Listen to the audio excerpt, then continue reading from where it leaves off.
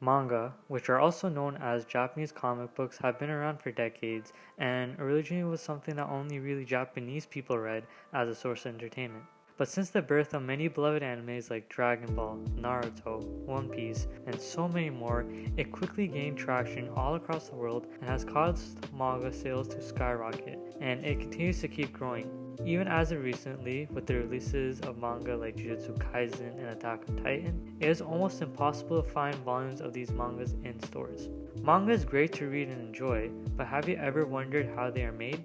How magazines like Shonen Jump determine what manga makes it into the magazine, and why certain shows get cancelled? Join me with my review of Bakuman by Takeshi Obata and Tsugumi Oba, who are also better known as the creators of the award-winning detective/crime anime known as Death Note, and will answer any of the questions you have of the manga industry in an inspirational and passionate manga that is Bakuman. Before I go any further in this review, I will be using footage from the actual Bakuman anime, as I don't just want to show manga panels, as that would be boring for you guys to just see.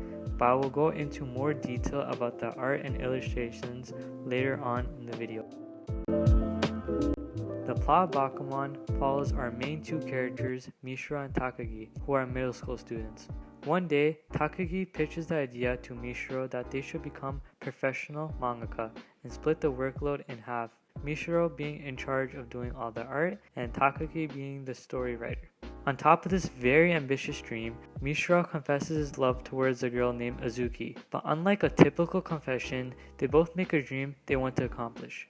Mishra wanting to create a manga series that is popular enough to get an anime, and Azuki becoming a voice actress and voicing the main heroine in that anime. And once this dream has been reached, they would get married. The rest of the story follows the journey of Mishra and Takagi as they put all their blood, sweat, and tears into becoming mangaka for Jump magazine. And the story also dives deeper into how Jump actually works and how you can get your work serialized into a series and all the ins and outs of the manga industry.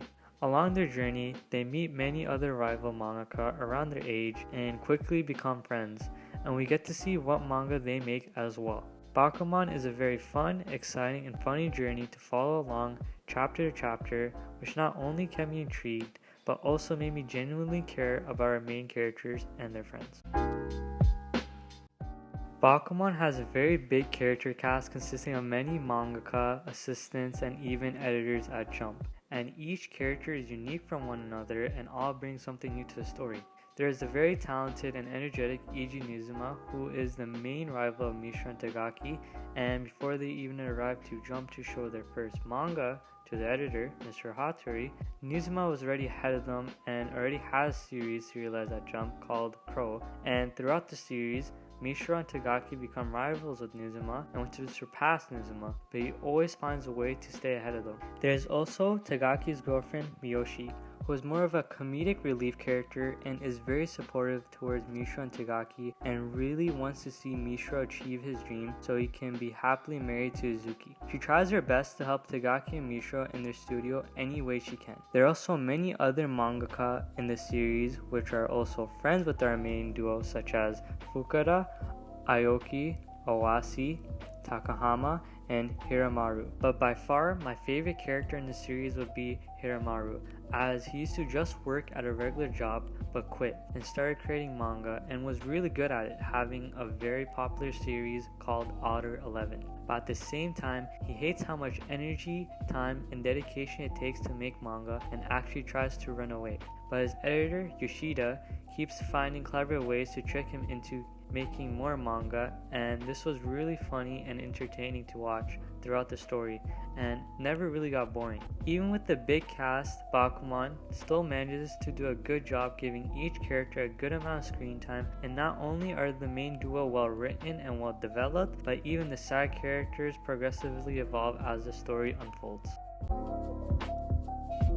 The Bakuman manga's art and illustrations are very different from your typical Shonen Jump art style, as instead of having very detailed and complex drawings that really push the narrative further like One Piece or Naruto, it goes for more of a basic feel and look, with the character designs being very simple. But the key thing is it fits perfectly with the story and never really bothered me. Something I found really neat was that after every chapter there was a page right after showing the original storyboard of one of the pages in the previous chapter. And a storyboard basically is a very simple sketch of how the chapter should look like, including the characters and everything, and is a guideline for the artist to follow along while making the final version. Comparing the original to the final really made me appreciate how much hard work goes into just making a single page, let alone the many other pages. Every single volume cover of Bakuman is very colorful, vibrant, and screams creativity and passion, and honestly are my favorite manga covers that are on my shelf. The only gripe I would have about the manga would be that it is very text heavy, and reading a single volume did take a while for me to finish, but it fully made sense why it was so wordy, was because they really go into detail on how the manga industry works, and there's a lot of communication that goes down with the mangaka and the editor, and with that considered, it did not take away from my enjoyment of the series. Overall, Bakuman is a very inspirational and fun manga to read, which in my opinion needs more recognition on how well crafted the story is. It goes into detail on how the manga industry works, which is genuinely fascinating to me and really puts into perspective on how much time and dedication a mangaka must endure in order to become successful in the business. They also always have the constant pressure on them to consistently put out quality work weekly to keep their series running, and there's always a chance of it getting dropped, no matter how successful it can be, as one week you can be in the top 5 on the rankings and then the following week fall all the way down to 15th. It's always hard to determine if your manga can really connect with the readers or not. Bakuman also manages to implement all the typical traits of a shonen manga, but adds its own flair to it, making it one of the best written shonen manga out there. Even after reading all 20 volumes and binging the whole show in a matter of only a few weeks, I still would love to see the series continued someday. My overall rating for Bakuman would be a 9 out of 10, and would definitely recommend it to anyone that likes to read manga, and even people that are curious to see how the industry works. Well, that's the video. Let me know in the comments what you think about Bakuman and some of the things you like and dislike. Also, if you're interested in reviews on manga and plenty more stuff all on anime, you should consider hitting the subscribe button for more content weekly. Until the next time we meet again, I hope you guys have a great day.